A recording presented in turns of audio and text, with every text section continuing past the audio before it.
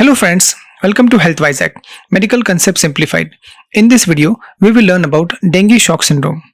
Dengue shock syndrome is an advanced complicated stage of dengue hemorrhagic fever and is defined as per World Health Organization as a medical condition presented with clinical features of dengue hemorrhagic fever, that is stage 3 and 4, plus signs of circulatory failure.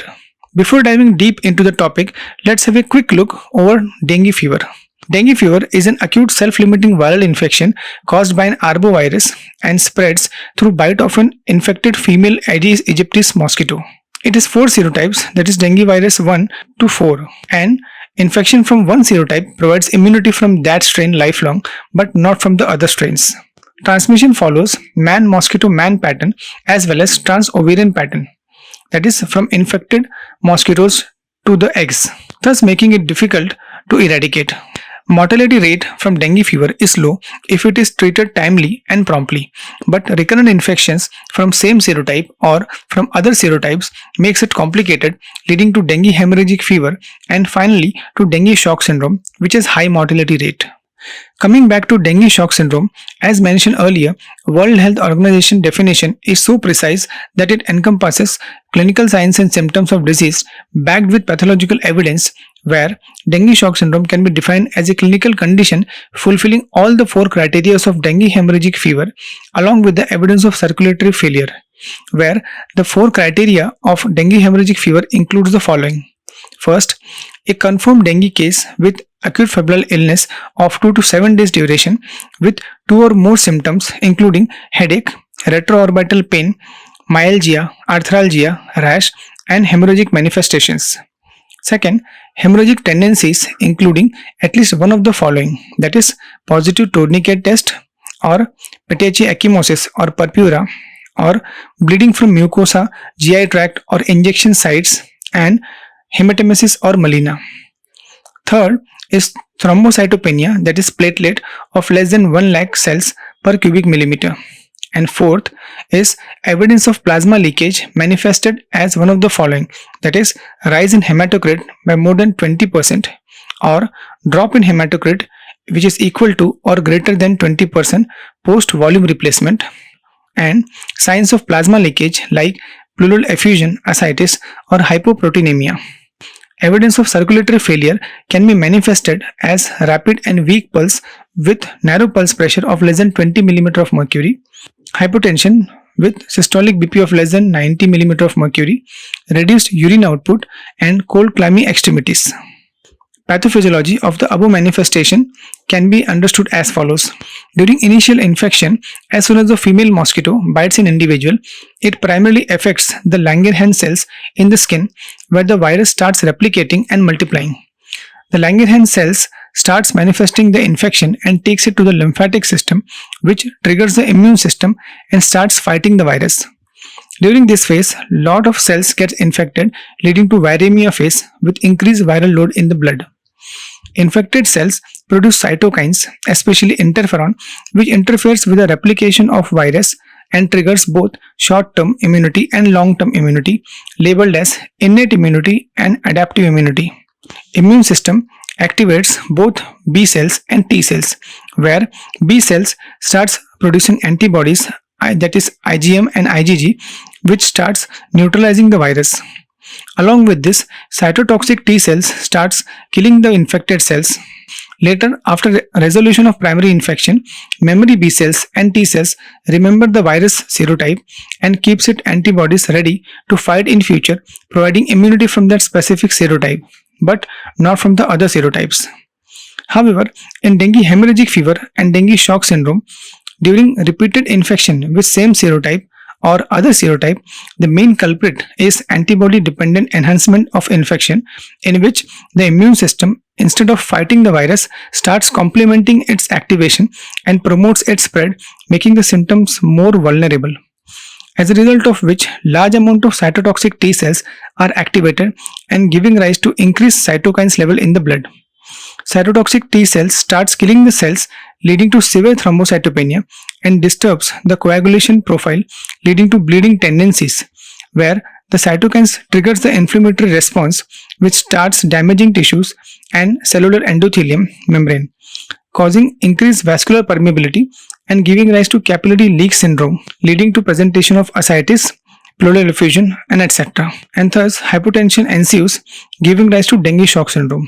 Although diagnosis of dengue always encompasses both clinical and pathological insights, the gold standard investigation includes NAT method, that is nucleic acid amplification method, which includes RNA detection by RT-PCR method, that is real-time reverse transcriptase polymerase chain reaction methods.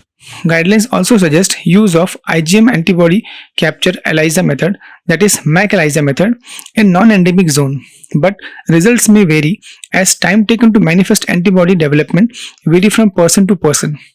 A lot of rapid diagnostic kits are also available, but the result may vary due to lack of sensitivity and specificity.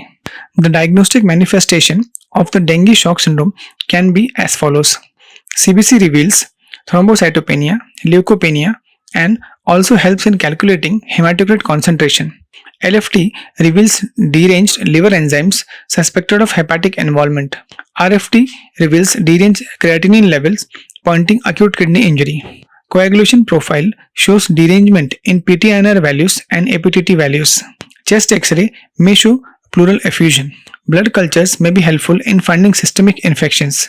USG helps in revealing ascites, pleural effusion, hepatomegaly, and splenomegaly. After confirming the diagnosis, final step is initiation of treatment as early as possible.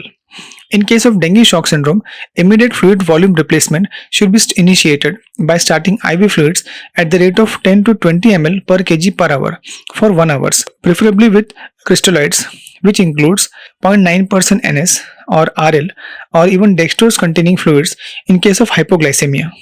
And patient should be assessed after 1 hour. If clinical improvement is seen, then IV fluid should be gradually reduced to 10 ml per kg per hour, followed by 6 ml per kg per hour, followed by 3 ml per kg per hour, and to be stopped after 24 hours or to be shifted to oral fluids.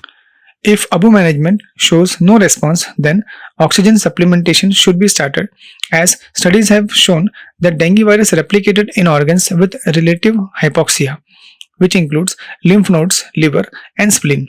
Hematocrit rise should be checked post-oxygen therapy, and if found to increase, then patient should be shifted to colloid fluids, which includes dextran 40 given at a rate of 10 ml per kg per hour as IV bolus and should be repeated if necessary. If improvement is seen, then it should be shifted to crystalloids at the rate of 10 ml per kg per hour, followed by 6 ml and 3 ml, and to be stopped after 24 hours or to be shifted to oral fluids. In case patient is not responding to ABU management and shows fall in hematocrit, then probable cause can be hemorrhage, for which blood transfusion should be started at the rate of 10 ml per kg per hour, and if improvement is seen, then it should be gradually shifted to crystalloids at the rate of 10 ml per kg per hour, followed by 6 ml and 3 ml, and to be stopped after 24 hours or to be shifted to oral fluids. Indications for red cell transfusion includes blood loss of more than 10% of the total blood volume, refractory shock despite of fluid administration, declining hematocrit. Some important points should be noted here that replacement volume should be given at the rate of 10 ml per kg body weight at a given time. Preferably whole blood component to be used, and if volume overload is suspected or present, then Paxil volume or PCV is to be given. Indication for platelet transfusion include prophylactic platelet transfusion if platelet is less than 10,000 per cubic millimeter in absence of bleeding manifestations, prolonged state of shock, deranged coagulopathy. Some important points should be noted here that no prophylactic platelet transfusion to be given even at platelet count of less than 20,000 per cubic millimeter. In case of systemic massive bleeding, platelet transfusion may be needed in added to red cell transfusion. Fresh frozen plasma or cryoprecipitate should be used in case of deranged coagulopathy. Apart from ABU management, other symptomatic management should go hand in hand, which includes the following. In case of fever, tepid sponging should be done. High-grade fever should be managed with paracetamols, and no NSAIDs should be given strictly, as they may further worsen the thrombocytopenia. In case of superadded infection with bacteria, patient should be started with broad-spectrum antibiotics. In case of hypotension, Patients should be started with inotrope supports via central lines. In case of acute lung injury leading to severe breathlessness, patients should be started with NIV support, or in case of worsening, elective intubation should be done followed by mechanical ventilation.